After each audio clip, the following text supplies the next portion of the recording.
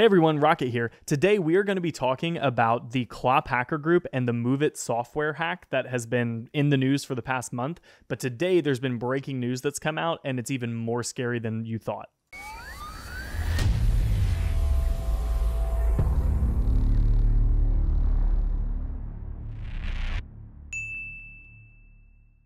All right, so before we get in, let's go ahead and discuss what on earth CLOP is. You can see the writing on the pavement. I mean, like, what kind of name is CLOP? And no disrespect to CLOP, the hacking group. Please don't hack me. But, like, what kind of name is that?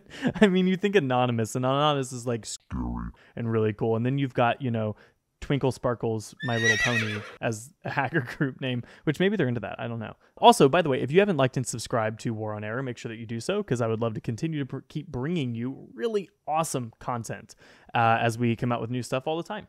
So hit that subscribe button and also like this video if you liked it. All right, let's go ahead and break back into what CLOP was doing with Move It. So a lot of names here that I had not heard of before I recorded this video and did my research a couple days beforehand. CLOP is a big ol' hacker group, but the problem with it is that no one knows where they are. So if you have any information on CLOP, you could be a multimillionaire right now because the United States has a bounty for any information on this hacker group. And if you can tie it to a foreign entity or a foreign government, then you could be sitting on a cool pile of cash for $10 million. So just think about that next time that you hear any information from your friend who's in the hacker group CLOP. All right, so let's talk about what exactly happened with this. So CLOP hacked into a software called Move It. Now, this software has to do a lot with companies' data from what I can gather.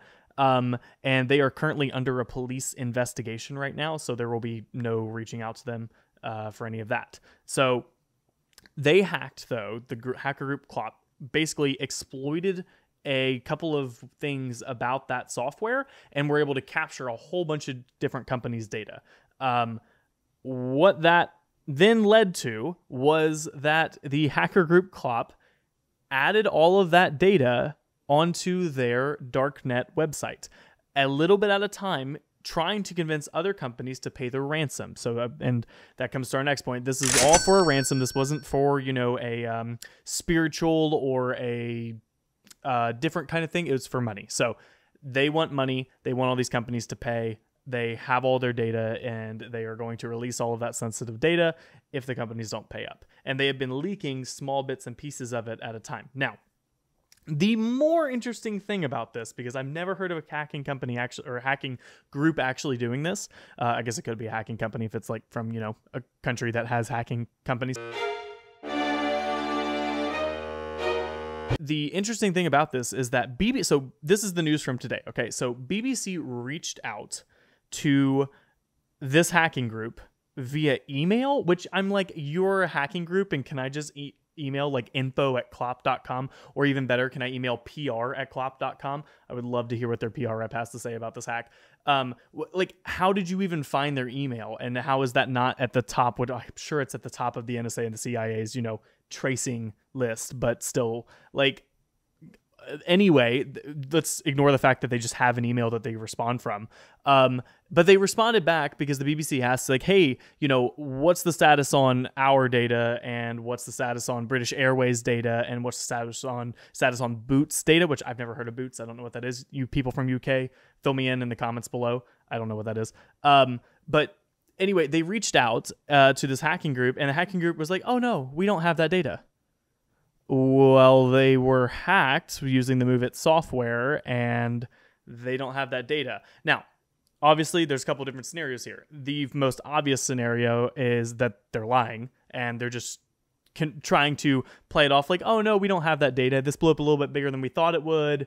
We're going to lay low, so no, we don't have that data. That could be a very realistic thing. The less likely and much more terrifying thing, though, is that there was another hacking group that was using this exploit.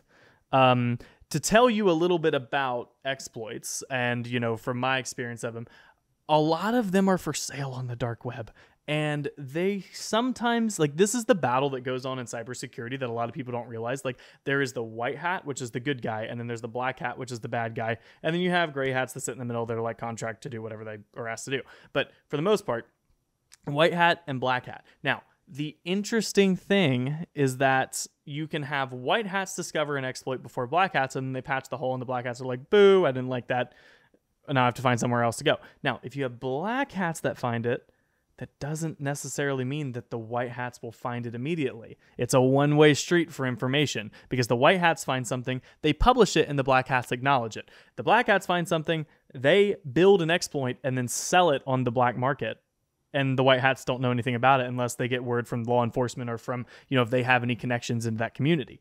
So it's a one-way street as far as information goes. So this exploit could have been out there for a very long time, and just because this one hacker group exploited it does not necessarily mean that other hacker groups haven't gotten into it before. So it's in a very evolving story, and it's just very strange to me, A, they have an email address, and B, that they responded and said that they don't have some of the three biggest companies that I would consider in that list, other than I think Intellis is probably one of the largest in there too. I think it's Intellis, but they are a UK HR and payroll company, and so that's really, really sensitive data that you definitely don't want getting out. So I have not seen anything on the ransoms yet in the past couple of days or so, but I do know that things are picking up speed, and obviously a lot of countries are really, really interested in making sure that these guys go down for good. So if you have any questions about this, leave them in the comments below, and I will find out the answers for you if I can. And then also, if you guys haven't liked and subscribed, make sure that you like and subscribe, because I always love to see what you guys have to say. So until next time, I will see you guys later. This is Rocket, signing off.